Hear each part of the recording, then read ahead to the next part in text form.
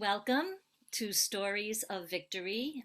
My name is Kathy, and I am on a path of discovery in recovery from alcoholism. Uh, First and foremost, other things too, probably, but that's my main addiction. And I am really happy to be here. My talk today is titled "Small Acts of Self-Love."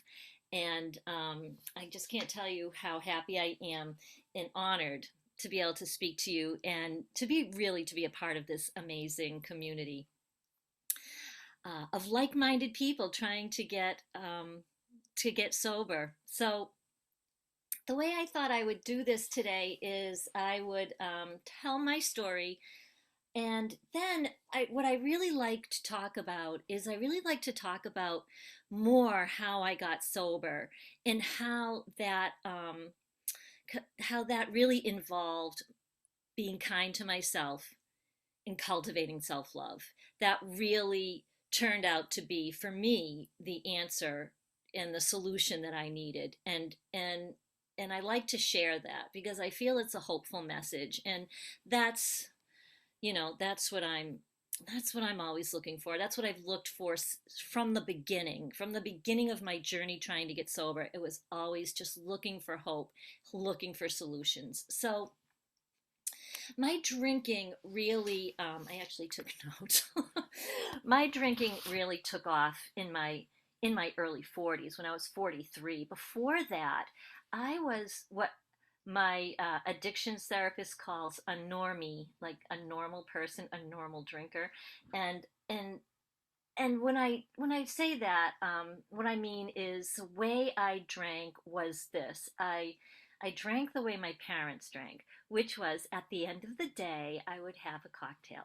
Pretty much, that's what I did. My husband and I, it was something that, I don't know. My first drink was probably when I was 15 or 16, but it wasn't a big deal. I probably liked pot more, in high school than I did alcohol. And my husband and I met in college, and we really enjoyed doing partying together and trying different kinds of drugs and things like that, hallucinogens, things like that. But nothing was ever, we never went overboard on anything. And we got married, we had children, and really we kind of drank the way my parents drank, which was at the end of the day. The kids would go to bed, we would have a drink or two, and that was it.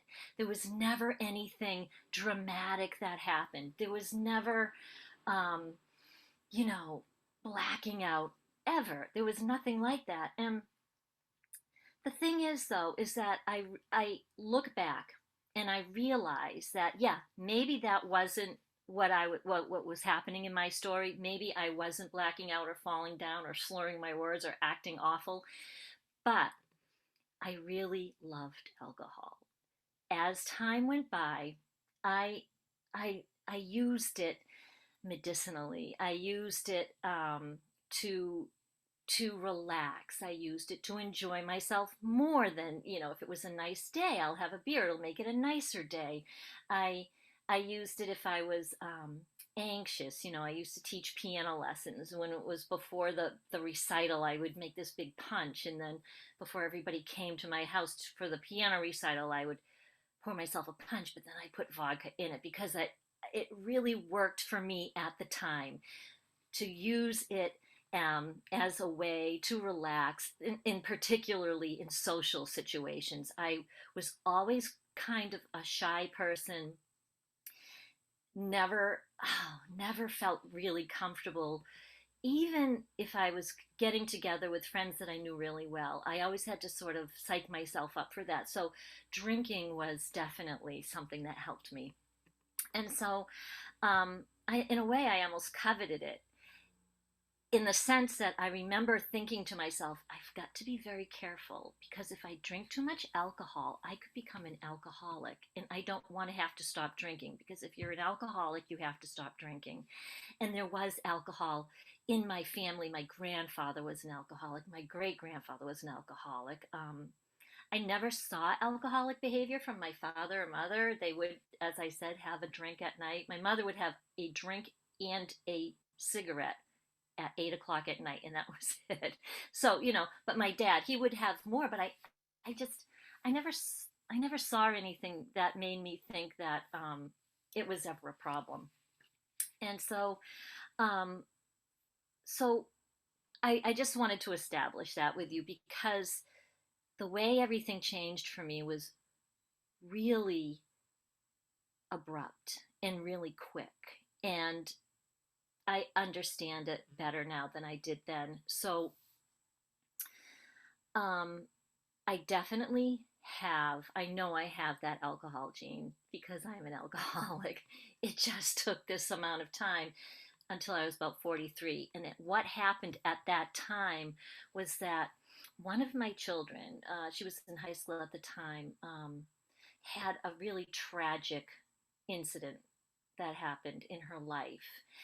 And it was something that I just could not reconcile. It was something that was so deeply upsetting to me that I really kind of went over the edge, and I went to see a psychiatrist, and he worked with me to help me through it so that I could be more helpful to her and to my family because I was just junk really over the whole thing. And so um, that went on. This was a psychiatrist who knew me. He knew me since I was 17, and the reason he knew my family really well because I have a brother, an older brother who's mentally has mental illness, and always and he was a very difficult person for me to deal with throughout my life. So I would see this doctor to help me in my life deal with uh, just relating to and living with my brother.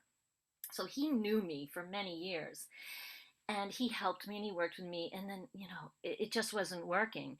And so after several months he said to me, this is you're not getting any better, you're still a wreck. I'd like to put you on an antidepressant. And I said, okay. I just needed something, and so he put me on an antidepressant called Paxil, which is an SSRI.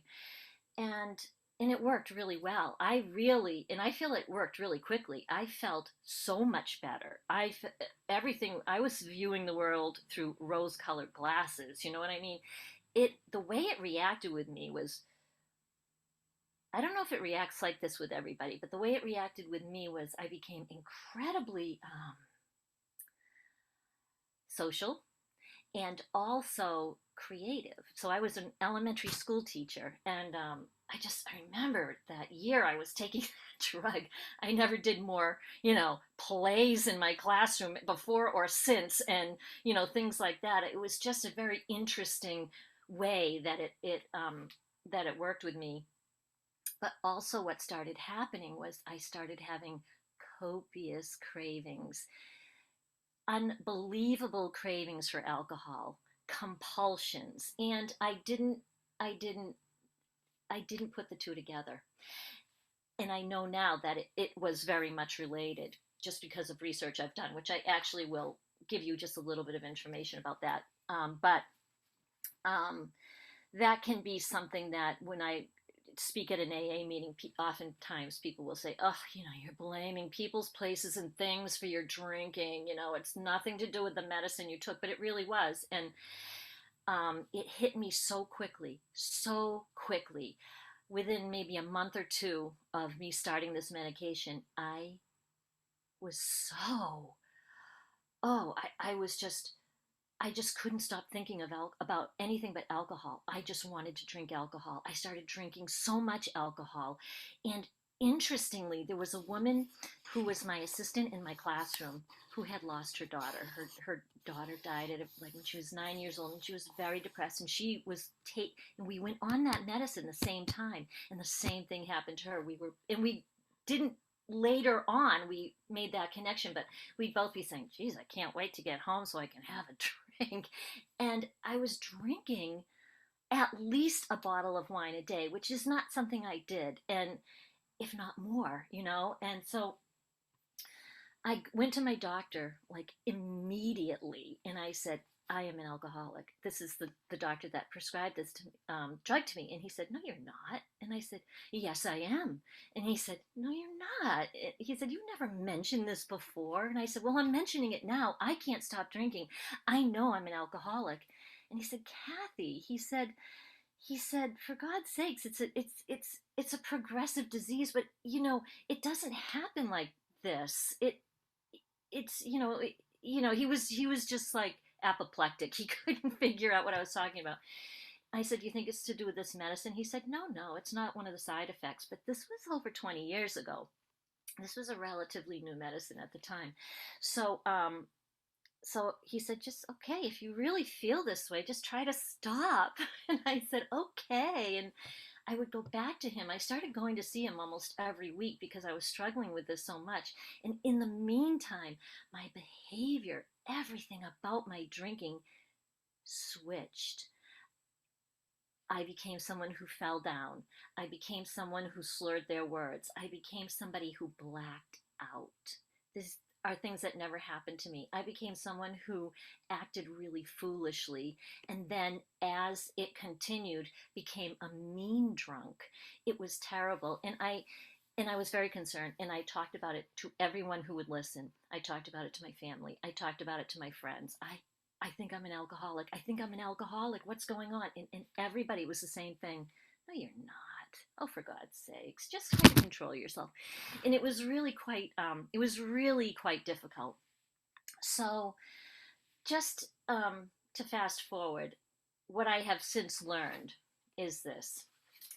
Research has found that antidepressants can intensify the effects of alcohol or can lead individuals to increase their alcohol consumption and become heavily dependent on alcohol. SSRIs, induced alcoholism, is likely to be relatively common but reported as being rare. This is due to underdiagnosis and treatment due to assumptions of those who are considered depressed having an increased risk of developing an addiction to alcohol as a form of a coping mechanism. Recent reports have suggested that an increase of alcohol consumption is found in those who are not classified as dependent. This means that those who were not alcohol dependent become dependent due to changes in their brain chemicals.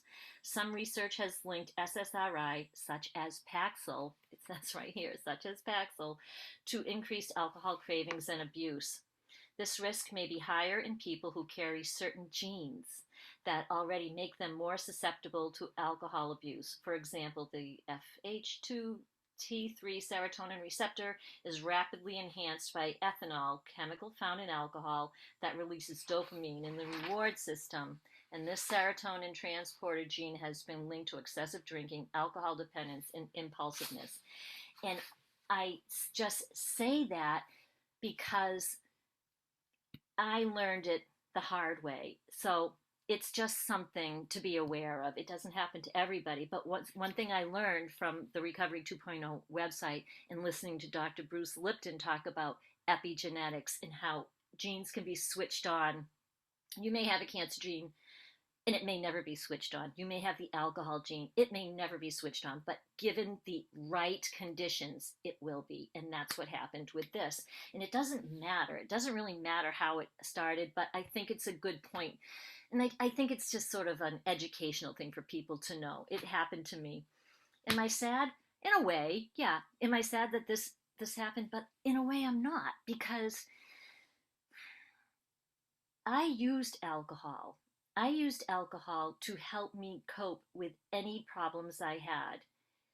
Now I've had to learn how to how to use tools to help myself, how to um, how not to depend on an outside um, source to help me through difficulties. So actually, even though it was a really hard journey for me, I'm actually kind of glad it happened. So with that all being said, and you understanding how it happened and why it happened so fast, um, you know, I, I will tell you that I immediately wanted to stop. So the minute this happened, I recognized it because it was so fast, because it was so crazy. I went on a journey to stop. I didn't actually go off of the drug for another year. And the reason is because my doctor really didn't think it had anything to do with the Paxil. But then one day I just entered into the computer, Paxil and alcoholism, and all this stuff started coming up from people. It wasn't any research based stuff like what I just read to you. It was people saying, ever since I've been on Paxil, I can't stop drinking. And so that's when I called him and I said, it's the Paxil.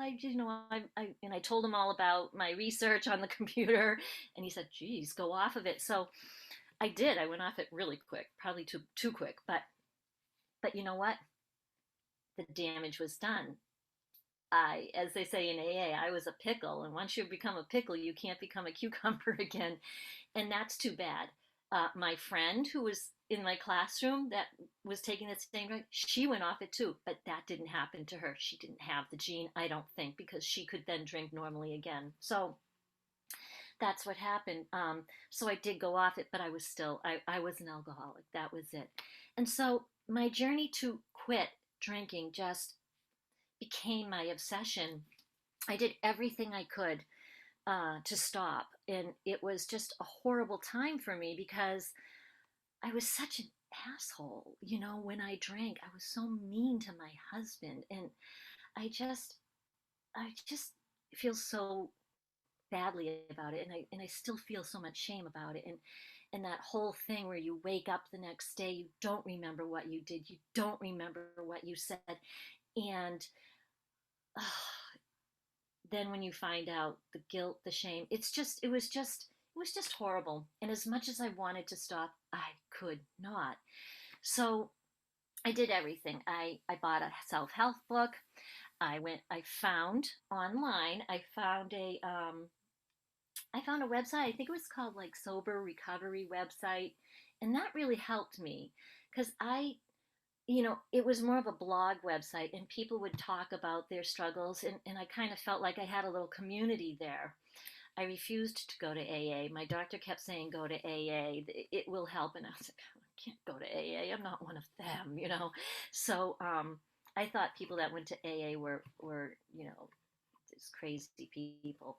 And so I tried antabuse, which is a drug that you take, and if you drink while you're taking it, you get violently ill and you throw up. I took that, and then I stopped it because I wanted to drink, so I just stopped taking it. And then I ordered these CDs online that I had heard about on the radio when I was listening to like Imus in the morning or something on my way to work, and there was this set of CDs. There were 24 in the set, and I still have the CDs because they're actually quite good, but they're not good if you're just listening to them on your own and you don't have a community and you don't have anybody else you're talking to. But each one was pretty cool. There were 24 and each one dealt with a different topic, and then each one would have a little meditation for you to do afterwards. So I actually like those now, but they didn't do it for me then. So I finally went to AA, and here I am in AA,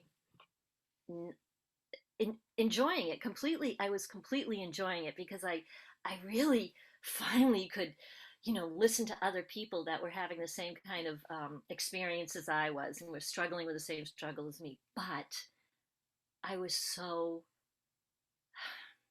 at that time in my life, and pretty much my whole life, I was a very shy person, and I just never spoke to a soul when I was in there. That whole first year I was there, not only did I not speak to anybody, I didn't raise my hand, and I used to drink afterwards. So I drank and went to AA like 5 times a week, every, for a whole year. And then eventually I was able to stop doing that, and I got about a year and maybe 3 months under my belt of not drinking. But I really wasn't doing the program. I was just going and getting 1 month, getting 2 months. And that was my inspiration. I didn't have a sponsor. I didn't do the steps. I just went to these meetings. It was the point where people were wondering why I was there because I didn't talk to anybody. This woman came up to me one day. She said, "What's your deal?" And I said, "What do you mean, what's my deal?" And she said, "Well, you sit here and what are you writing an article or something about AA? Are you taking notes? Are you taking a class or something? Because we don't know why you're here. And I said, well, because I'm an alcoholic. And she said, oh, really? Because you don't seem like you are. So this was the wall I had put up around me, like nobody. I didn't want anyone to talk to me. I didn't want to talk to anyone, and it was ridiculous because they didn't even think I was an alcoholic because I was just sitting there. So, I certainly wasn't part of any kind of a community or a brotherhood or I was completely doing it wrong. However, I will tell you that eventually I would talk to people. It was very hard, but I did. I talked to people. I recognized people. I got to know people. I, I still wouldn't raise my hand for a long time, but eventually I got a sponsor. I got a kick-ass sponsor. He was a man sponsor, and you're not supposed to have that in AA. You're supposed to be women with women and men with men. And he happened to be this Boston cop who lived across the street from me, and he was like the only phone number I had because I didn't even take phone numbers, and I had gotten to a point where you know I had that year sober, but of course I had relapsed, and so when I relapsed after that, I just like it. The relapse went on for about 2 or 3 years because I would get some time, and then I'd get 10 months, and then I'd get 2 days, and I'd get 3 weeks, and it went on like this, and I just I really got very sad and very depressed, and so I called him, and he really kicked my ass, and he made me do 90-minute meetings in 90 days. He made me take notes on the meetings, and he really was quite good. And then our goal was that I would get a female sponsor, which I did, which I still have, and she's a lot like me. We're both yoga teachers, and um, it's a good thing now. So so during that time, though, I realized having a sponsor, even doing the steps, even going to AA, even trying to be part of the fellowship, I needed something more. I didn't know what it was because I was looking at other people who were successful in AA and I wasn't. And I said, oh, God, all right, what do I know? I know that alcohol is a three-part illness. This is what I've learned in AA. It's spiritual, it's mental, it's physical. I feel like I've got the spiritual and mental kind of covered, through my meetings. I'm going to step and I'm going to many different meetings, but it's that physical part. So this is what I decided to do. I decided to just do a little yoga practice every morning. I said, this is what I'm going to do. When I take a yoga class, I feel really good. And I used to, practice yoga after school. The other teachers and I would get together in the library. There would be a yoga teacher who would come. If she didn't show up, I would put on a video like off of Gaia.com. And Tommy actually had some classes on there. We actually took classes to Tommy. We didn't know his name. We didn't know who he was. We used to call him the guy and his wife because he and Kia would teach together. And so that, we would actually take classes, watch him and follow along. And so I started doing that, and I never drank again.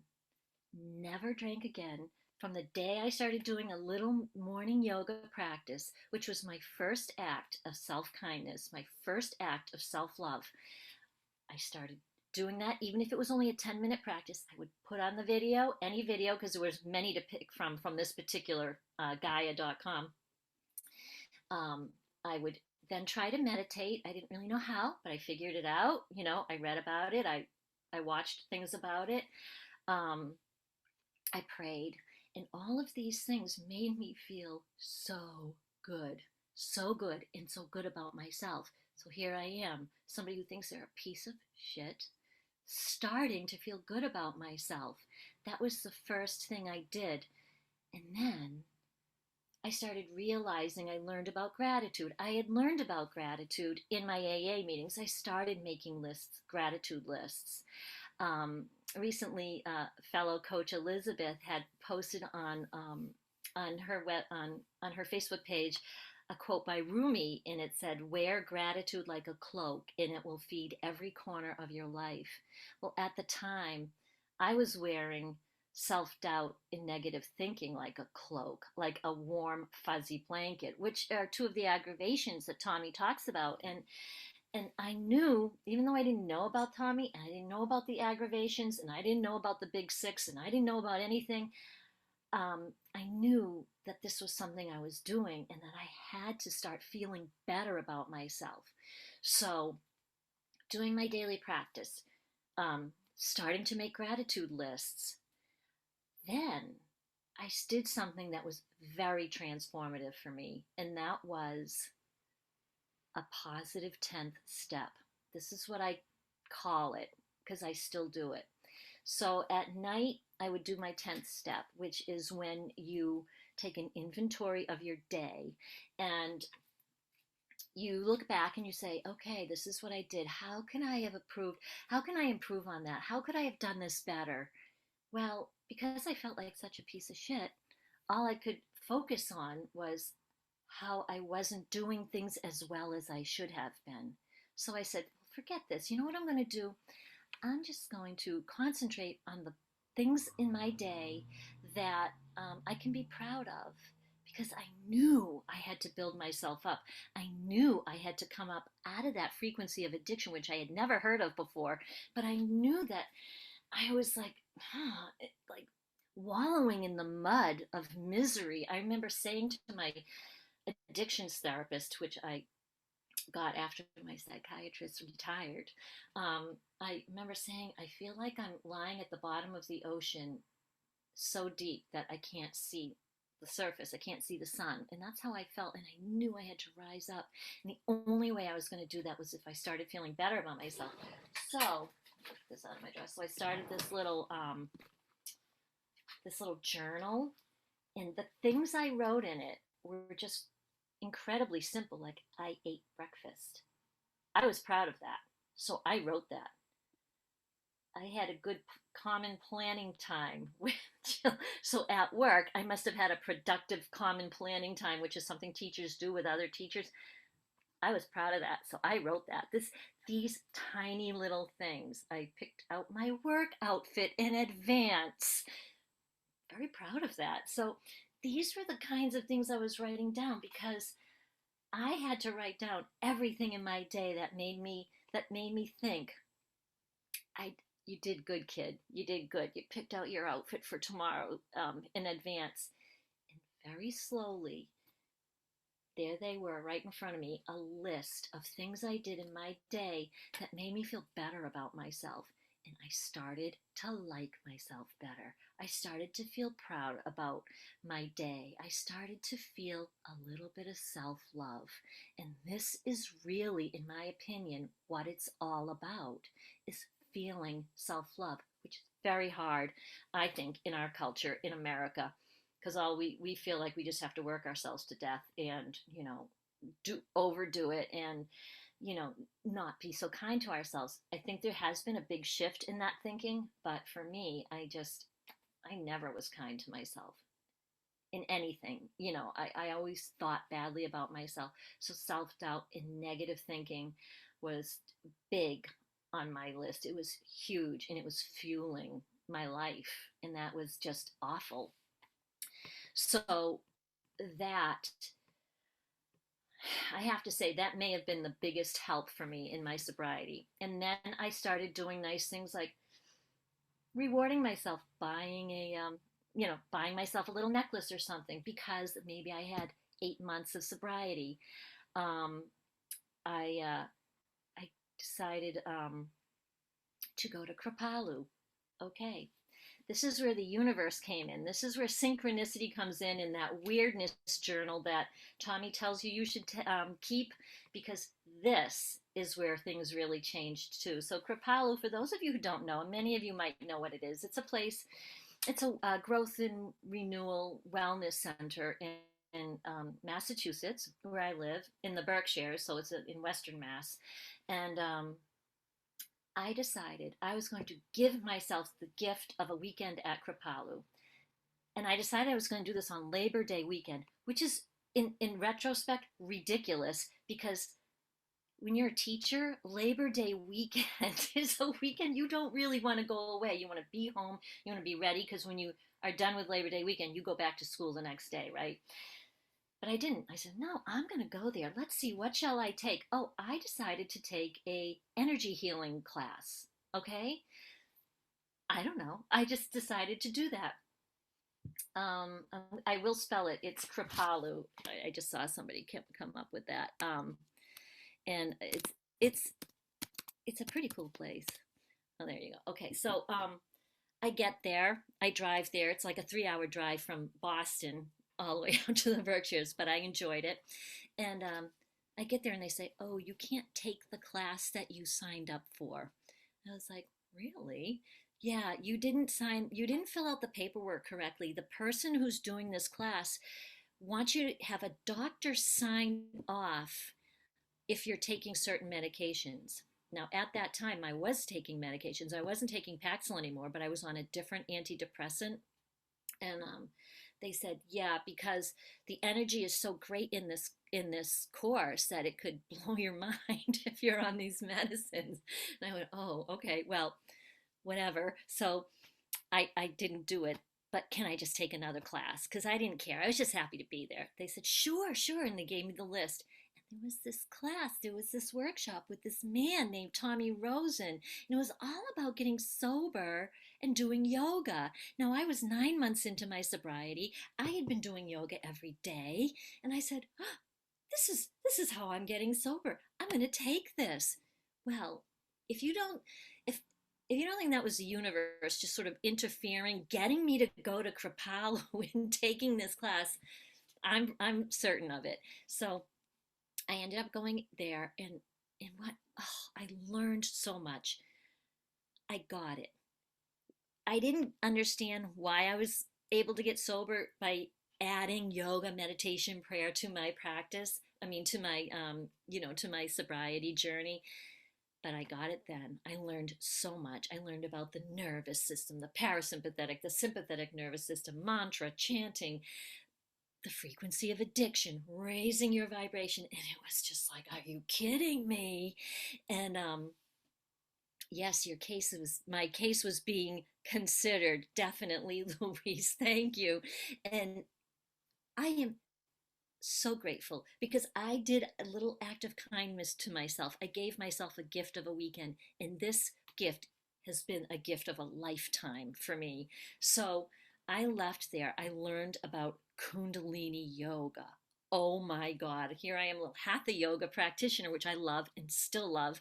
And this was this was outrageous to me. Outrageous. This repetitive movements, these arm waving movements that made me want to cry, you know what I'm saying? But I felt so magnificent and it just was wonderful. And I remember Tommy, I sat way in the back, of course, hardly spoke to anybody, but I remember Tommy saying, like 2 weeks ago, I started this website called Recovery 2.0, and I'd love it if you guys would sign up for it. And it was right in the beginning. And he said, and you know what? He said, eventually, someday I'd love, he has these dreams that I just loved it. He dreams big. He said, I would love to train people to be coaches. And I remember thinking, wow, wouldn't that be a great job to have? Wouldn't that be great? Yeah, but not me. Not me. I'm not good enough. I remember thinking that. I still, I really still had that negative, that self doubt. And so that was a huge thing in my life. And I continued on. I came home, I continued on.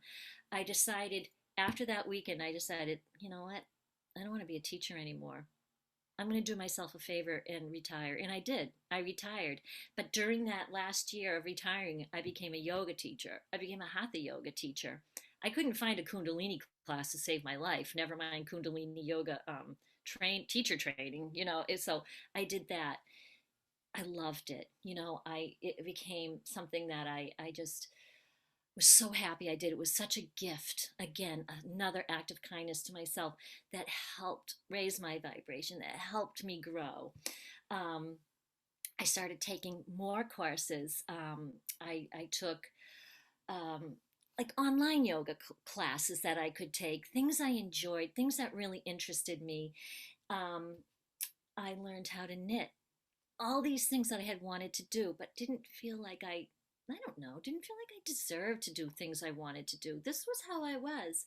But I started to feed my soul, feed things it with things that were healthy and good for me, and help me to grow. I um, I also learned that I could let go. Learning to let go was also a gift of love I gave to myself because I always was at myself, even when it came to maybe taking those yoga classes or, yoga teacher training. It was like, I've got to do this because I have to succeed, blah, blah, blah. And I learned to let go. And when I let go and just let the universe, my higher consciousness, let that trust happen between me and the connection that I was creating finally, then things started happening. Then gifts really started coming to me, little and big. And it's like it's not natural, but it is natural. It was very unnatural for me to just let it go. But it the way it all works is more natural than, anything. It just falls into place. And that's what happened. Then I and then better things happened. I got an email from Tommy, and I think everybody got it, saying, "Look, I want to start training coaches, and if you're a yoga teacher, you could do this." So I did it. And that was phenomenal. And I met wonderful people. I really became um, more even involved and obviously learned so much more. Then I became a Kundalini Yoga teacher. All of these things that have just helped me. And something that I've learned is that it will never end. The learning will never end. The path of sobriety will never end. And I don't care. I don't want it to end because the more I do these things, the more I open myself up, the more I become connected to my higher universe, my higher power, my higher consciousness, to God, whatever you want to call um, our creator, right? The creative consciousness. The I realize it's a vortex of information that just never ends. You never get sick of it. You just constantly learning, constantly becoming a better person, becoming a kinder person.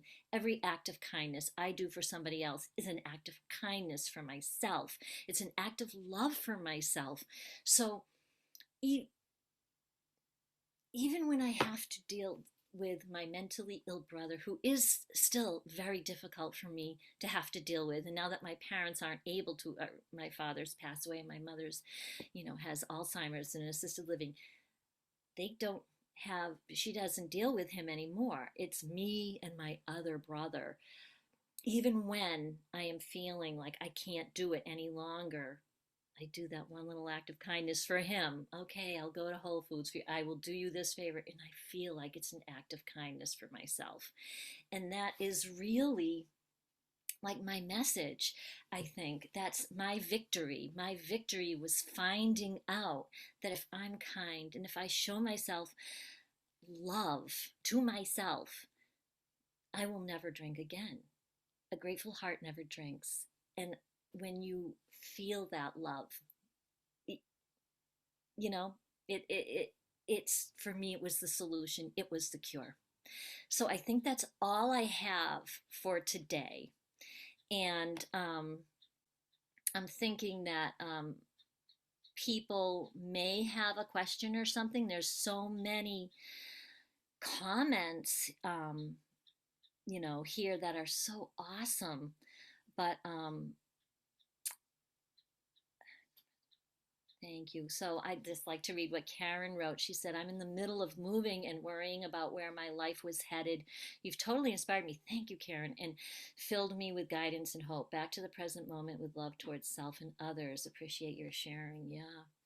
Um, does If anyone has a question, or anything, I would be happy to answer it, or a comment. I was prescribed Effexor after 7 years sober and started drinking again within the month. I've been struggling to stop ever since. Oh, well, you might want to check that out. I don't know if Effexor is an SSRI, but it might be. Yeah, that could be. That could be like what happened to me. Um,